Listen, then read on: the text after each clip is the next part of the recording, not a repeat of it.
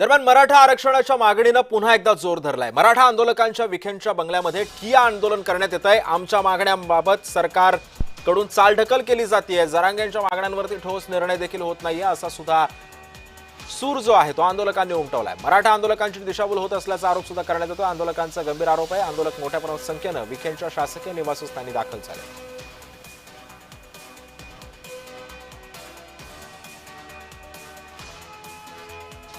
त्यामुळे एकंदरीतच मराठा आंदोलकांची दिशाभूल होत असल्याचा गंभीर आरोप मराठा आंदोलकांनी केलेला आहे। विखेंच्या शासकीय निवासस्थानामध्ये मराठा आंदोलकांनी ठिय्या आंदोलन करायला सुरुवात केली आहे।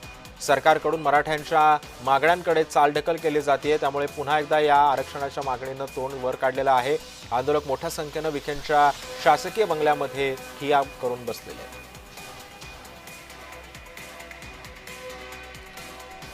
आणि या सगळ्या संदर्भामध्ये अधिक माहिती जाणून घ्यात माझा सहकारी महेंद्र जोईल सध्या आपल्या सोबत आहे। महेंद्र, आपण बघितलं असेल की जरांगेंनी कडक उपोषणाची हाक दिलेली होती, त्यानंतर राधाकृष्ण विखे पाटील, प्रसाद लाड हे आंतरवालीमध्ये गेले होते, त्यांची समजूत काढली एकंदरीत, आणि या समजुती अंती काही मागण्या ज्या होत्या त्या जरांगेंच्या त्यांनी पूर्ण केल्या। आता मागण्या मान्य झाल्या तर इथपर्यंत ही गोष्ट थांबत नाही, अजून सुद्धा या जोपर्यंत मागण्या अंमलात येत नाही तोपर्यंत जरांगे अजून सुद्धा त्यांच्या मागण्यांवरती आणि आंदोलकांवरती ठाम आहेत। आता मराठा आंदोलकांनी शासकीय म्हणजे जे विखेंचं जे शासकीय निवासस्थान आहे तिथे सुद्धा ठिय्या आंदोलन करायला सुरुवात केली आहे। जरांगेंच्याच मागण्या पूर्ण करण्यासाठी आंदोलक तिथे जमलेत का, आणि कशा पद्धतीनं आवाहन त्यांची मनधरणी करण्याचे प्रयत्न विखेंकडून सुरू आहेत, काय माहिती आहे?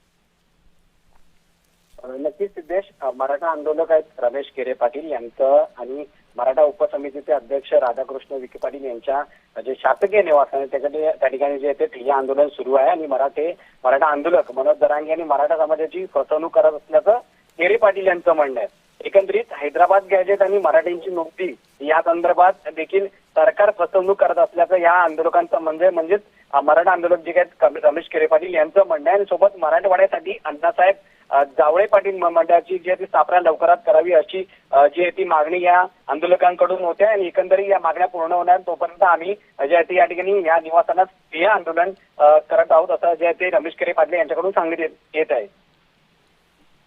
नक्कीच, धन्यवाद महेंद्र, तू दिलेल्या सविस्तर माहितीबद्दल।